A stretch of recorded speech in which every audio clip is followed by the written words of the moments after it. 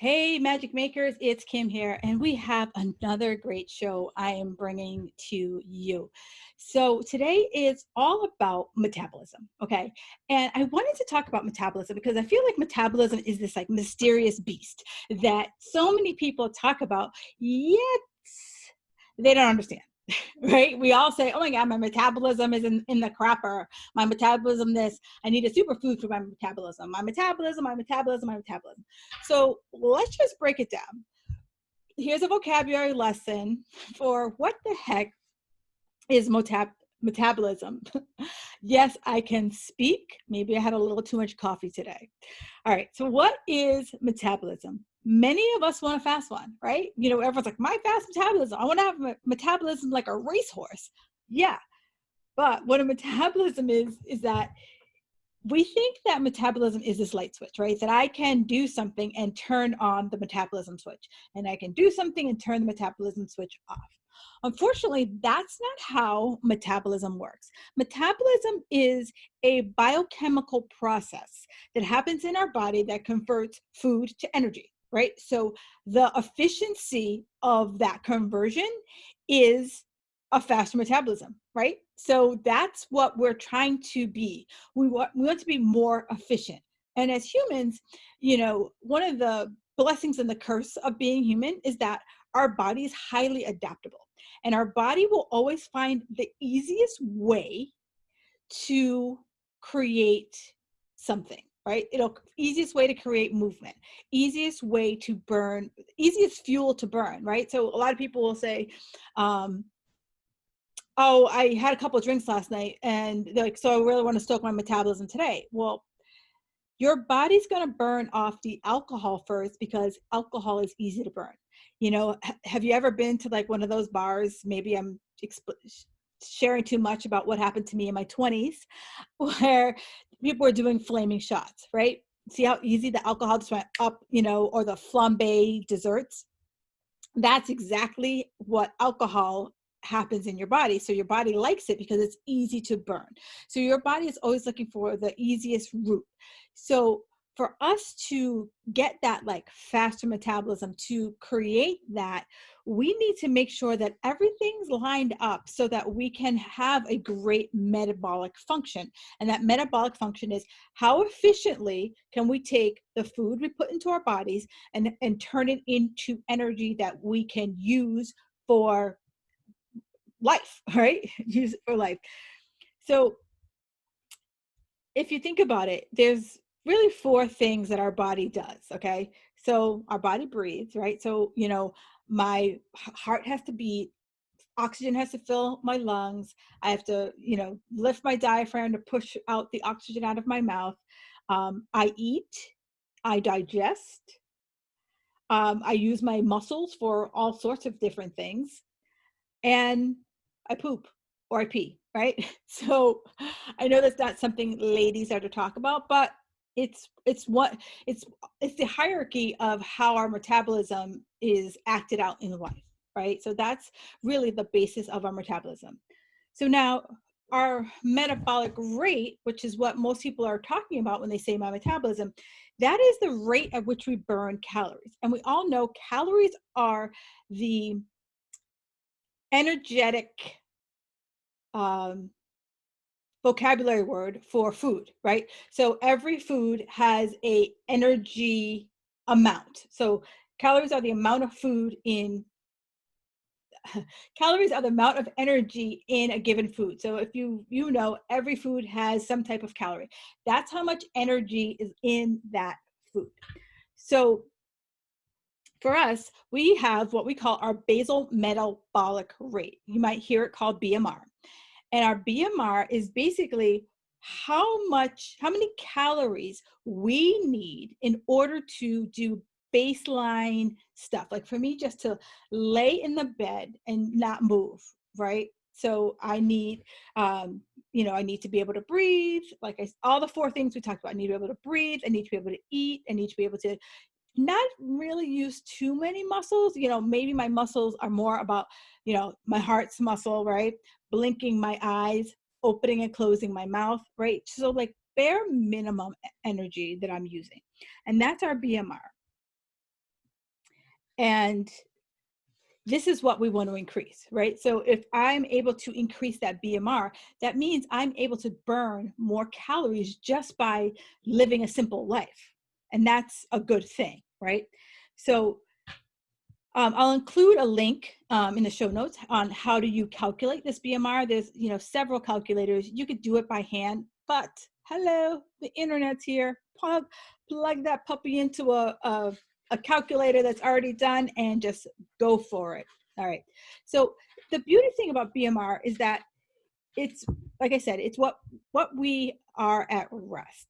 And so then many fitness trackers can do this for you as well. So if you think about it, this is basic. I'm just making these numbers up. So say someone's BMR is 900, and then they burn 700 calories during excess calories above BMR, to just acts of daily living, exercise, so forth. That would bring their total calories needed. That would bring that up to 1900. Right? So what that's saying is that I need 900 calories just to live. And then because I exercise, I move around in life, I burn 700 more calories. So if I add those two together, I get 1900, and it's the 1900 is what the amount of calories I will need to maintain that body mass. Okay. So it's one of the things I don't like about saying this, and one of the things I just want to make sure I make the point, is that it's not calories in, calories out, right? And I'm going to get to why it's not calories in, calories out. But I know a lot of people will, do their calorie count and they'll say, oh, 1900. So I've heard that in order to lose weight, I have to drop 500 calories a day so that I can lose the weight. Now, my challenge is that sometimes just because a machine that you've gotten on says, or one of those fitness trackers says you burnt a certain amount of calories, they err on the upper side. Like, they round up. And, they could be off as much as, I've heard, up to 20%, right? So I want people, instead of saying like, oh, if I burn this amount of calories, I can eat this amount of calories, let's break up with that. If anything, I want you to be able to, when I work with clients, I say, they're like, how do you calculate your calories? And I say, put your goal weight times anywhere from 10 to 12. And that is your target calories. And if you're putting food into, one of those fitness trackers, I'm most familiar with MyFitnessPal. I'm not knocking MyFitnessPal. I'm just saying I'm familiar with it. In it, as I add my food in throughout the day, and then I put in exercise. So say I ate 1,000 calories. I'm just making these numbers up because I don't do math in my head. So I got to keep numbers simple. So say I ate 1,000 calories, and then I went to the gym and I put in what my exercise is. MyFitnessPal will take away, since say I burnt 500 calories at the gym, MyFitnessPal will take away those 500 calories so that it'll look like I have 500 more calories to burn. And in fact, that's not exactly true. So there's a setting in MyFitnessPal. So 2 snaps up to you, MyFitnessPal. There's a setting in MyFitnessPal that says do not re-add back in my exercise calories, right? Because I want you to be all about the pure calorie and not rely on the exercise to get you under your threshold. I want you to start to learn how to eat at your caloric threshold and not it be this like freaking, Chinese checkers game. I've never played Chinese checkers, so I don't really know how that's played, but I don't want it to be a game, right? Like, the hokey pokey, like 1 potato chip in, 2 potato chips out, 3 jumping jacks, right? One of the biggest things that makes me cuckoo, it's in the top 10 at least, is when I see those charts that say, if you ate this, do 200 burpees. If you ate that, do 50 squat jumps. I'm like, no, it's not like that. Your body is not a flippin' calculator, okay? It's not a flippin' calculator. And I would use stronger language, but there's kids around. All right, so what slows our metabolism, right? So everyone wants this fast racehorse metabolism, but what slows this metabolism? Age. Yeah, age, it's like anything, right? As we age, like, things start to wear down, right? Your washing machine starts to wear down after a certain amount of time. Our bodies start to slow down at a certain amount of time. Doesn't mean that we still can't make some changes, and you should just lay down and like wait for death, right?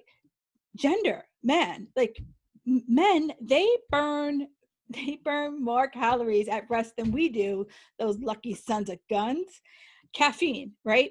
Caffeine can elevate you, a little bit. It's not this like huge boost, but it gives you a little boost. Hormones, right? We've all seen it. Our hormones can like just tank us big time, right? But in the opposite, some people, they're able to have great hormonal bounce backs, and once everything gets nice and balanced. Pregnancy, right? For those of you who have ever been pregnant, if you've been pregnant in the wintertime, you are hot all the gosh darn time. And you're like, not 9 times out of 10, you're not wearing a coat because you're so hot, because you're cooking a baby, right? You're cooking a baby in there.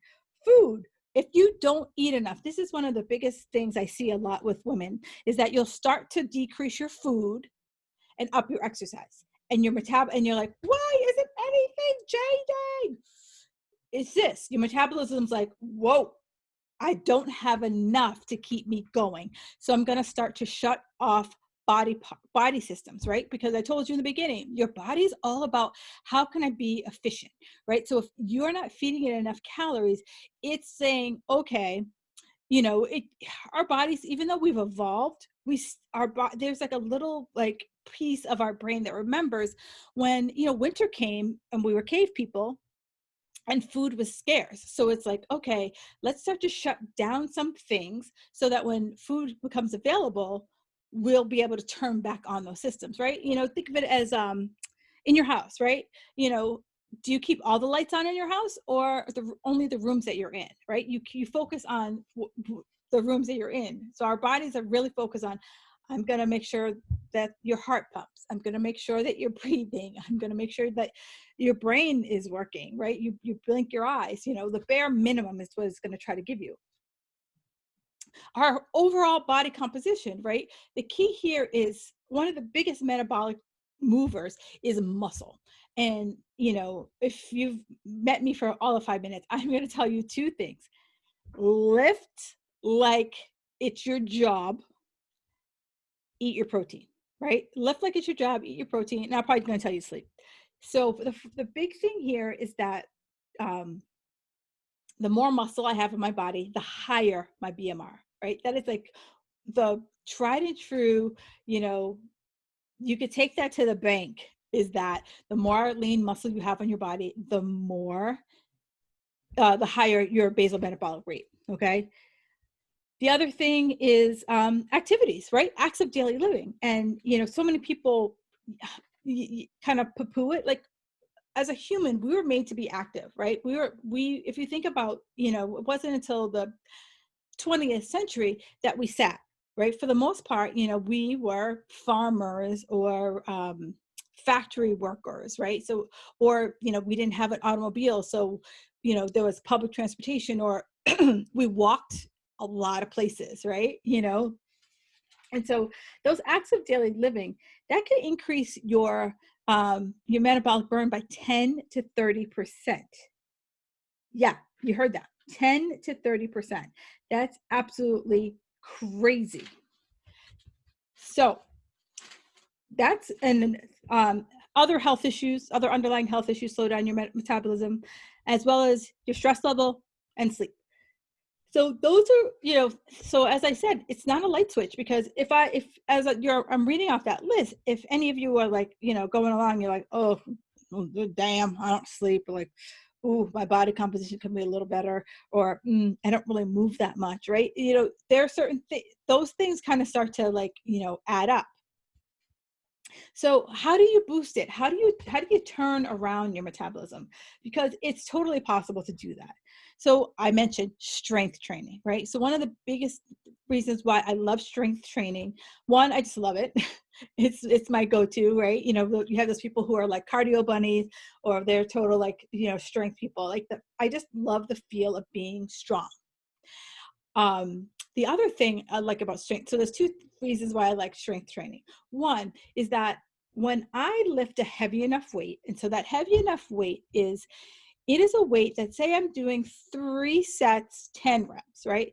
So that in the first set, when I get to like say 7, 8, 9, 10, those last few reps feel challenging but doable, right? I have good form. I'm not doing any, weird herky jerky moves to get up those last few reps, right? That's when you've known you've picked a good weight. And, roughly, clients will ask me like, oh, how often should I change my weight? Roughly, I want to say every like 6 to 8 weeks, you should be able to see, feel that like, you know what, making this number up. I've been doing tens for bicep curls and they feel pretty easy. I'm flying through my reps. Then I'm like, okay, step it up to the next one, be it a 12 or a 15, whatever, your gym or you have. Um, Step it up, right? Or, there's other techniques we can use, but the first place I'm going to be like, let's add more weight and add more weight, right?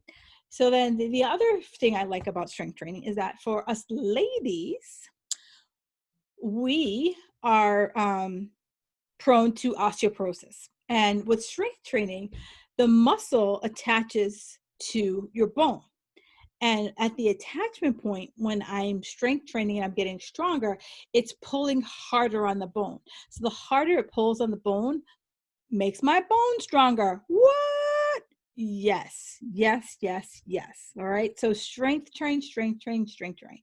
And absolutely give it a shot. If you take a class or hire a personal trainer, in my Fit Girl Magic Society, I give a workout every single month for those lovelies, and it's strength training is your BFF.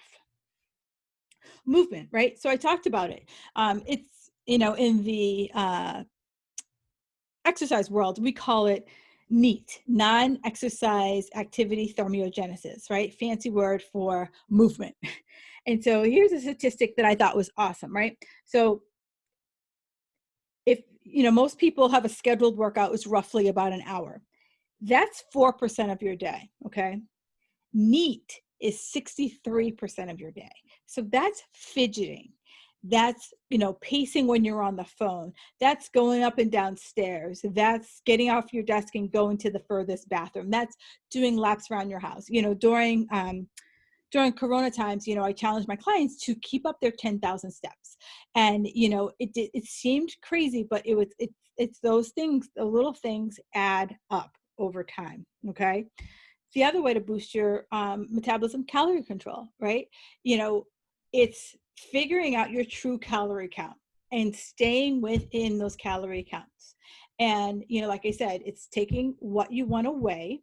So making this number up because, again, I can't do math in my head. Okay, it's not I can't. I don't want to. I want to keep it simple. All right, so say I want to weigh 100 pounds. I'm going to multiply that by 10, 11, or 12. And that's the calories I'm going to eat. Okay. Now, the one caveat to that is I want you to be realistic. So if you've never weighed 100 pounds, even in high school, let's not aim for that. Let's aim for something that's within 10 to 20 pounds of where you are today and see where you go so that you have little benchmarks along the way. All right. Water. So here's where it gets a little interesting. So I told you at the very beginning of the show, elimination, right? So that's you pooping and peeing. Well, if I don't have enough water in my system, like I told you, the body's efficient. So it will shut off the water. So AKA, you're not pooping and probably not peeing. So I'm not eliminating my toxins. All right. So drinking water. Now there's the yogis and all the energy people. And then you have the, kind of the exercise people. So the exercise people will tell you, hey, drink cold water because your body will have to shiver to warm the water up in order for you to drink it. Now, the spiritual people, the yogis will tell you, you should drink room temperature water so that it's not such a shock to the system, right? So I'm going to throw it out there, right? And you decide what path you're going to take. And protein with every meal, right? Protein are the building blocks for muscle, right? So the challenge here is that I know that I have some people out there who are living the vegetarian vegan life. Be very mindful, because with protein, with a vegetable-based protein comes carbs. So you have to track if you don't want to put on weight over time. You have to track your food, because it's the only way to make sure that you're not overdoing it on the carbs, because it's very easy to overdo it on the carbs when you are having protein, vegetable-based proteins, right? So I'm working on getting a vegan on the show so that we can have like this deep dive into veganism, all right? The other thing, hit exercise versus cardio, right? I think we've all seen HIIT like all over creation, right? But HIIT is truly interval training, right? It's pushing yourself to the limit, recovering, pushing yourself to the limit and recovering, versus steady state cardio, versus, you hop on a piece of exercise equipment and you stay on it for, 20, 30, 60 minutes, or you go out for a jog, right? That's steady state cardio. Interval is like your heart rate spikes, it recovers. Your heart rate spikes, it recovers. And so what they found is that makes your body more, your metabolism like responds to that, because you're tricking your body. Your body's like, wait, we're running. Oh no, we're walking. Wait, we're running. We're walking. And so it helps to keep your body guessing, like, what the heck is going on. The other thing is green tea. Now, this is the pure green tea. This isn't going over to your local convenience store and buying whatever green tea they have in the refrigerator section. This is like straight up like green tea from Japan or China. And I think it's because it has the higher caffeine levels in it. Sleep, right? Sleep does a body good. It is during sleep where we recover. Think about it. None of us would ever think of going to bed without charging this phone, right? We will if we remember anything before we go to bed, if we have any bedtime routine, it's plug my phone in, right? Because if I don't plug my phone in when I go to bed, then I wake up and I'm like, great, I have 3% battery power. How the heck am I going to survive today on 3% battery power? All right.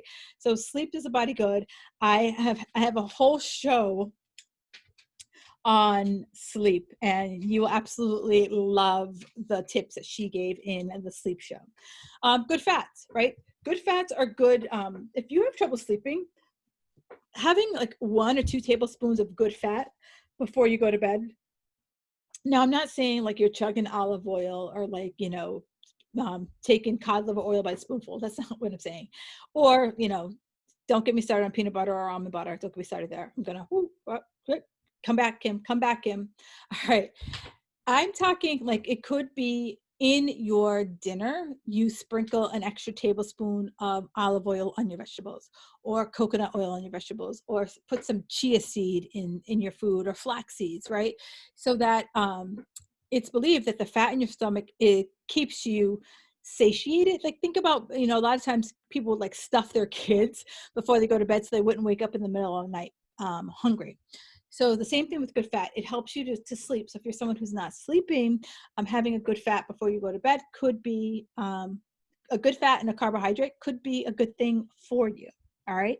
So at the end of the day, it's the small changes that help overall, right? It's the small changes that we can be consistent with. So it's not like, going fresh out of the gate and like, balls to the wall and then burning out, because that just sucks. So I can, as I kind of started to work with clients around, how do you really stoke this metabolism? I break it down into 4 categories. I call them the Fit Girl Magic Framework. And in that Fit Girl Magic Framework, it's, working that mindset, right? So that we give up that all or nothing mindset. We say, if I want to change my body, I have to take these slow and steady steps. It's movement, right? It's like making sure I'm getting in those at least 10,000 steps or more. It's the metabolics. It's like, right, committing to some type of, high intensity workout, be it, high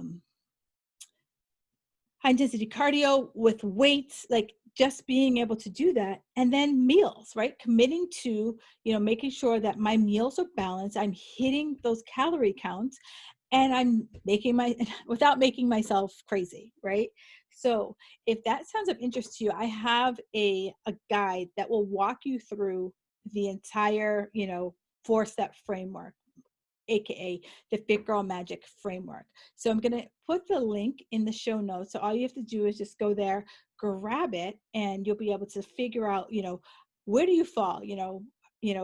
How do you set that mindset? How do you, get in those acts of daily living, the metabolics, and as well as the meals. Okay.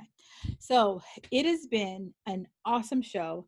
I love questions. Please, please, please. So if someone needs to hear what I just talked about, do me a favor, screenshot this episode and tag me and send it to that friend, because I want to make sure that we are spreading amazing information, truthful information that is also useful. All right.